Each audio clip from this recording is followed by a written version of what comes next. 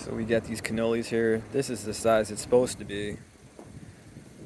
Got all that emptiness in there. So let's go check one out.